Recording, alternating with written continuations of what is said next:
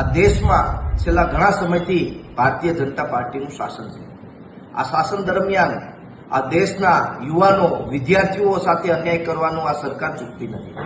વારંવાર પેપરો લીક કરી અને આ દેશના યુવાનો અને વિદ્યાર્થીઓ સાથે ભવિષ્ય સાથે છેડા કરવાનું કામ આ સરકાર કરી રહી છે। એનટીએ દ્વારા 2026 નીટનું જે પરીક્ષા લેવામાં આવી હતી, આ પરીક્ષામાં પણ પેપર લીક કરી અને આ દેશના લાખો વિદ્યાર્થી અને તેમના વાલીઓ સાથે અન્યાય કરવાનું કામ આ સરકારે કર્યું છે। ત્યારે આ દેશના શિક્ષણ મંત્રીનું કહેવા માંગુ છું, ભૂતકાળમાં પણ એનટીએ દ્વારા જે પરીક્ષા નીટની લેવામાં આવી હતી તેમાં પણ ગોલમાલ થયો હતો અને આ વર્ષે પણ નીટની પરીક્ષાનું પેપર લીક કરી અને આ દેશના લાખો યુવાનોના ભવિષ્ય બગાડવાનું કામ આ સરકાર દ્વારા કરવામાં આવ્યું છે।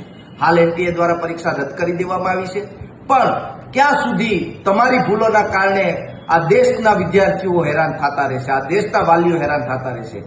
આ વાલીઓ પોતાના પેટે બાટા બાંધી અને પોતાના વિદ્યાર્થીઓ, પોતાના દીકરાઓનું ભવિષ્ય જોતા હોય છે કે મારો દીકરો નીટની પરીક્ષા ક્વોલિફાય કરી અને ડોક્ટર બનશે, પણ ક્યાંક ને ક્યાંક આ સપનાઓને તોડવાનું કામ આ એનટીએ અને આ ભ્રષ્ટાચારી સરકાર દ્વારા કરવામાં આવ્યું છે।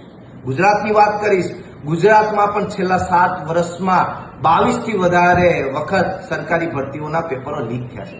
મિત્રો, આ પેપરો લીક થતા નથી, આ પેપરો લીક કરવામાં આવે છે।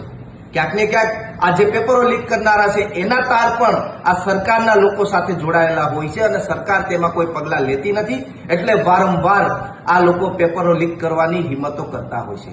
ત્યારે આપણે સૌએ જાગવું પડશે અને આ દેશના શિક્ષણ મંત્રીને હું કહેવા માંગુ છું કે જો તમારામાં આ પેપરો લેવાની ક્ષમતા ન હોય તો તમારે ખરેખર નૈતિકતાના ધોરણે રાજીનામું આપી દેવું જોઈએ।